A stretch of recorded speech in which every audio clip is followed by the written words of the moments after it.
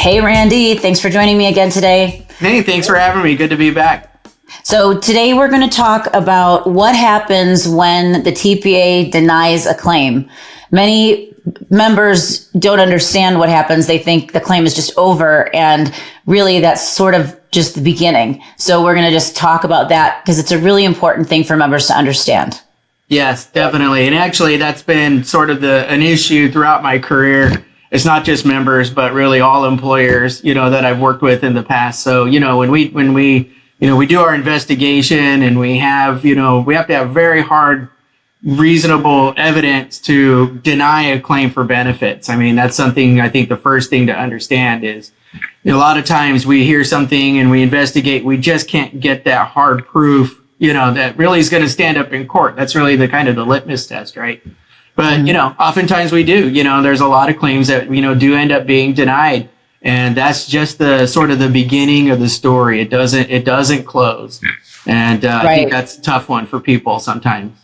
Right. And sometimes it even blows up after that. So let's talk about that. So you've made your determination that this is not a legitimate claim, and so you deny the claim. Or actually give us all the reasons why you would deny a claim. Let's start there. Yeah. I think one of the most common ones, we have a term that we call AOE, COE, and those actually stand for arising out of employment in the course of employment. And so you can have an injury that happens in the course of employment. You have an employee on premises and, they become injured, but the actual activity was not during the course. It was not in furtherance of their actual job duties. Well, if the claim's not both, then that's something that we deny. That is an eligibility issue. And then, basically you issue that denial and it goes into sort of the legal process, where each side now starts getting their discovery in order. You you lose control of the medical provider network because now you're denied claim.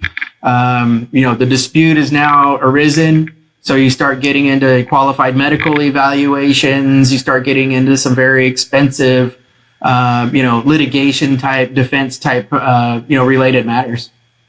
Yeah. And so then you guys have denied the claim. Then what happens next? Well, we deny the claim and, basically, the applicant side, their attorney will try to build a record that suggests that, the denial is, not, I don't want to say valid, but they start trying to gather evidence to overcome the denial, right? A lot of times, to be quite frank, it's not even really about overcoming the denial. Sometimes it's about, the avenues that are available to applicants are to drive up the value of the claim or the potential value of the claim to where it becomes, a financial question of, does settlement make sense versus, litigating the matter for another, 2, 3, maybe even 5 years to even get to a point where you can go to trial. Right. And so give us some stories about how it's taken an unexpected turn, because this is really what we want the members to understand, that this isn't the end of it. There's some really big unexpected turns that happen. Yeah. And I wish it was more unexpected, what I'm about to describe. It's actually, unfortunately, all too common, where, we deny the claim, we do depositions, again, I think in another one of these chats, we could talk about depots a little bit, but we're doing depots. We're doing things like maybe surveillance.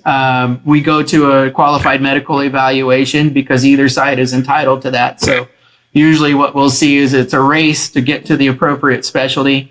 We'll see an applicant's attorney who requests a chiro panel for, an ankle injury. And next thing you know, you get a compensability determination from the QME that goes against us. And that is very, very common on those medical evals. So for the members out there, when we approach you and we say, hey, we're looking at settling this claim, there's going to be, a qualified medical evaluation QME, and, this specialty, maybe psych, maybe ortho, maybe all of the above, that's going to cost, $25,000 said and done to get to a point where we might be able to sell it, or we have the opportunity to settle it now for less. That's where that type of analysis is coming from, even though it's a denied claim. And quite frankly, that's a really bitter pill for an employer to swallow. And I understand. Yep. And it's also, I mean, I know we touch on this on a lot of our videos about communication is key because members, managers, whoever is dealing with this, I know workers' comp is not the main part of what you do, but this can have such a huge impact on your bottom line if these get out of control. So when we're asking you to continue to communicate with us, you know things about these claims that we're never going to know because you know their friends, you know their coworkers, you know more about them.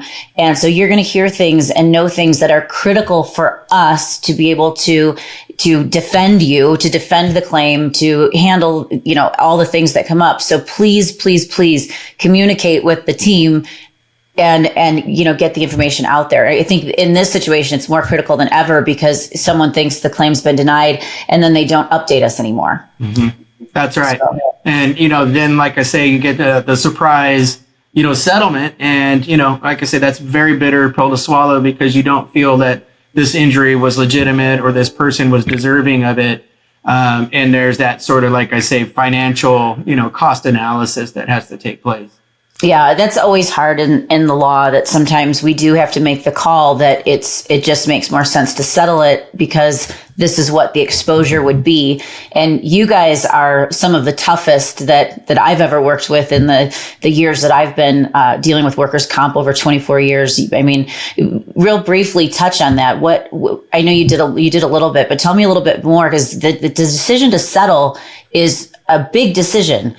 What's your thought process when you're going into that? Yeah, well, it is a big decision. And the first thing is that we feel that it's, the self-insured, in this case, the self-insured group's money. It's not our money to give away. We really do battle, and this isn't to disparage, the defense attorney community at all, but, it's hard to not accept the norms sometimes. We're involved in this system. And so, sometimes the focus for even defense counsel is just trying to get rid of this, let's make it go away. And, here at PCM, we're like, sometimes you got to fight. Sometimes you just got to draw the line. Applicants' attorneys, I think, are used to just getting checks sometimes. Sort of this game of coercion. We're going to run up the costs on you.